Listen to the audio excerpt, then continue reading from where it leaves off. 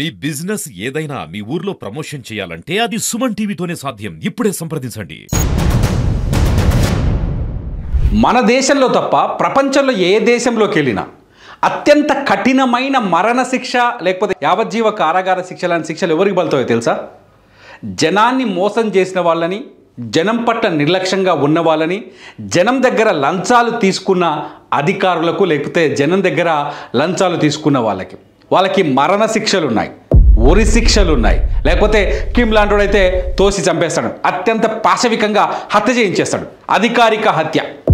ఇప్పుడు కిమ్ గురించి ఎందుకు చెప్పాల్సి వస్తుందంటే, నార్త్ కొరియా అధ్యక్షుడు కిమ్ గురించి ఎందుకు చెప్పాల్సి వస్తుందంటే, పోయిన జూలై మొన్నటి ఆగస్టు వరకు నార్త్ కొరియాలో భారీ ఎత్తున వర్షాలు వచ్చాయి. వర్షాలు వచ్చినప్పుడు దాదాపు 4,000 మంది ఇళ్లను కోల్పోయారు, 15,000 మంది నిరాశ్రయులయ్యారు.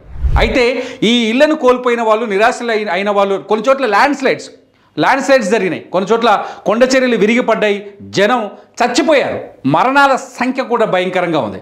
ఈ మొత్తం విపత్తుకి కారణం అధికారులే అని నిర్ణయం తీసుకున్న కిమ్ అధికారుల నిర్లక్ష్యం వల్ల, సహాయక చర్యలు సరిగ్గా చేయకపోవడం వల్ల, వర్షాభావ ప్రాంతాల్లో ముందుగా అలర్ట్ చేయకపోవడం వల్లనే జరిగిందని చెప్పేసి 30 మంది అధికారులకు మరణ శిక్ష విధించాడు కిమ్. కిమ్ నిజంగానే ఒక నియంత. చిన్న దేశం అయినప్పటికీ దేశం మొత్తం ఉనికిస్తాడు. కిమ్ ఒక నియంత. ప్రపంచం ఆయన తీసుకున్న నిర్ణయాలు అమానవీయంగా ఉంటాయి, అది అందరికీ తెలుసు. కానీ అధికారుల విషయంలో ఇప్పుడు తీసుకున్న నిర్ణయం కొంత మంచిగా అనిపిస్తుందేమో, చాలామందికి మంచిగా అనిపిస్తుంది. మీరు కామెంట్ చేయొచ్చు, నో ప్రాబ్లం. మీ ఒపీనియన్ ఏదైనా కామెంట్ చేయొచ్చు, నా వ్యాఖ్యలపైన కూడా ఏదైనా కామెంట్ చేయొచ్చు. 30 మంది అధికారులకి మరణ శిక్ష విధించాడు కిమ్ అంటే ఒక రకంగా యాక్సెప్ట్ చేయాలనిపిస్తుంది. మీకు ఏమనిపిస్తుంది నాకు తెలియట్లేదు, నాకైతే ఒక రకంగా యాక్సెప్ట్ చేయాలేమో అనిపిస్తుంది. ఎందుకంటే నిన్న మన విజయవాడను చూసినాం, మన ఖమ్మం చూసినాం, హైదరాబాద్లో ఓ మోకిలా లాంటి ఏరియాలో పెద్ద కాలనీలు చూసినాం. వీళ్ళంతా ఎందుకు ముంపుకు గురవుతున్నారు, ఎందుకు ముంపు బాధితులు అవుతున్నారు, ఎందుకు ఈ ప్రాంతాలు? నిన్న విజయవాడలోనే 50,000కు పైగా జనం నిరాశ్రయులయ్యారు. దాదాపు 10 కాలనీలు, బుడమేరు చుట్టూన్న కాలనీలన్నీ నీట మునిగిపోయాయి. ఖమ్మంలో మున్నేరు వాగు చుట్టూన్న కాలనీలన్నీ నీట మునిగిపోయాయి. ఎందుకో తెలుసా? అవినీతి అధికారుల వల్లే ఇది జరిగింది. సింపుల్గా చెప్పాలి అంటే, బుడమేరు ఇప్పుడు వచ్చింది కాదు కదా, విజయవాడ పట్టణం విస్తరిస్తూ బుడమేరు దగ్గరకు వచ్చింది తప్ప, మున్నేరు ఇయాల వచ్చింది కాదు కదా, ఖమ్మం విస్తరిస్తూ మున్నేరులోకి వచ్చింది. కానీ మున్నేరు ఎప్పుడు ఖమ్మంలోకి రాలా, మున్నేరు నీళ్ళు ఎప్పుడు ఖమ్మంలోకి రాలా. మున్నేరు ఖమ్మంకు కల్పతరువుగా ఉంది, బుడమేరు విజయవాడకి కల్పతరువుగా ఉంది. మున్నేరు నీళ్ళను తాగే అవకాశం ఖమ్మం కలిగింది కాబట్టి ఖమ్మం పట్టణం ఏర్పడ్డది. మరి ఆ వాగుల్ని, ఆ నదుల్ని, ఆ ఏరుల్ని కబ్జా చేసింది ఎవరు తెలుసా? నిజంగా చెప్పాలంటే అక్రమార్కులకు కాదు, అక్రమాలకు సహకరించిన అధికారులు. FTL కావచ్చు, బఫర్ జోన్లు కావచ్చు, వాటికి ఇళ్ల నిర్మాణానికి పర్మిషన్ ఇచ్చి కాలనీలు నిర్మిస్తుంటే కళ్ళు మూసుకొని డబ్బులు దండుకొని వెళ్ళిపోయారు ఈ దుర్మార్గులు. ఎవరైతే అవినీతి అధికారులు ఉన్నారో, నిజంగా ఒక భారతదేశంలోనే 420 సెక్షన్, లేకపోతే చీటింగ్ లాంటి సెక్షన్లు, లేకపోతే చిన్న చిన్న సెక్షన్లు ఉన్నాయి. కానీ ప్రపంచంలో మిగతా దేశాలన్నింటిలో మరణ శిక్షలు ఉన్నాయి అవినీతి అధికారులకి. మన దగ్గర మరణ శిక్షలు లేవు. మన దగ్గర మరణ శిక్ష అంటే ఎవడో హంతకుడికో, 10 మందికి చంపినోనో, లేకపోతే ఉద్దేశపూర్వకంగా హత్యలు చేసినగా మరణ శిక్ష వేస్తారు. దానికి రాష్ట్రపతి కూడా చాలాసార్లు రాష్ట్రపతి క్షమాభిక్ష కూడా రద్దయితే తప్ప మరణ శిక్ష లేదు మన దగ్గర. మన ఇండియాలో మరణ శిక్ష పడాలి అంటే ఎన్ని కష్టాలు మనం చూస్తూ ఉన్నాం. కానీ కొన్ని దేశాల్లో ఈజీగా మరణ శిక్షలు వేస్తున్నారు. దానికి ఎగ్జాంపుల్ కిమ్ ఇవాళ మొన్న జూలై ఆగస్టులో పడ్డ వర్షాల్లో 30 మంది అధికారులు ఇటువంటి పనులే చేశారు. ఆక్రమణలో, లేకపోతే జనం ఉన్న ప్రాంతాల్లో, ప్రమాదకర ప్రాంతాల్లో ఉన్నవాళ్ళు, లేకపోతే జనాన్ని అలర్ట్ చేయకపోవడమో, లేకపోతే అవినీతికి పాల్పడి ఎక్కడైతే ప్రకృతికి విఘాతం కలిగించే ప్రాంతంలో నిర్మాణాలు చేపట్టడానికి అనుమతులు ఇచ్చిన వాళ్ళు, ఇటువంటి వాళ్ళని ఒక 30 మందిని ఎంపిక చేసి వాళ్ళు ఒక్కొక్కరు సఫా చేసి పడేశారు. నేను చంపడాన్ని సమర్థిస్తలేను, ఇక్కడ మరణ శిక్ష విధించాడు. కిమ్ లాంటి నిర్ణయాలు ఇప్పుడు ప్రకృతిని కాపాడుకోవాలంటే అవసరం ఉంది.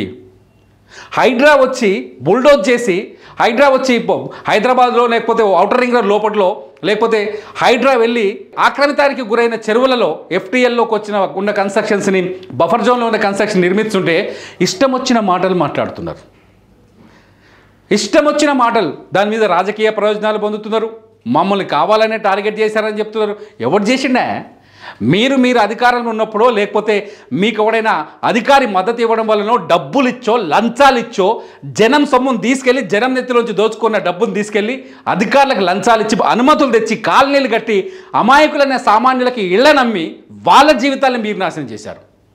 నేనేమంటానంటే కిమ్ లాంటి నిర్ణయాలు కిమ్ అంతా కాకపోయినా మన దగ్గర అధికారులకు జైలు శిక్షలు పడాల్సిన అవసరం ఉంది.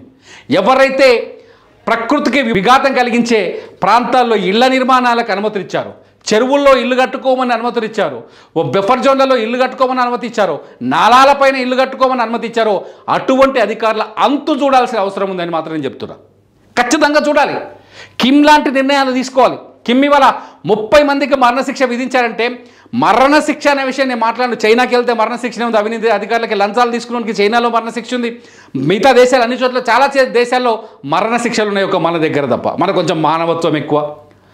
తింటది నడితీయాడు, బతికితే బతికింటి, లంచమేగా తిన్నది. వాళ్ళ జీవితాలతో ఆడుకుంటున్నారు.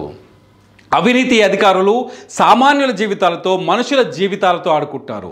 ఇటువంటి అధికారులను ఏం చేయాలి మీరే చెప్పండి. ఇటువంటి అధికారులను ఏం చేయాలి?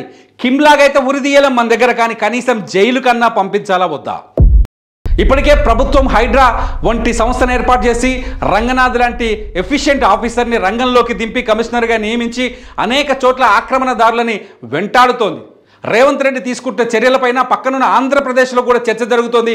ఏకంగా అక్కడ డిప్యూటీ సీఎం పవన్ కళ్యాణ్ కూడా వ్యాఖ్యలు చేశారు. బుడమేరు ఆక్రమణకు గురైంది కాబట్టి విజయవాడ నగరం ఇవాళ ఈ దుస్థితిని ఎదుర్కోవాల్సిన అవసరం వచ్చింది చిన్నవానకి అని చెప్పేసి. రేపు మన దగ్గర ఖమ్మం అంతే పరిస్థితి.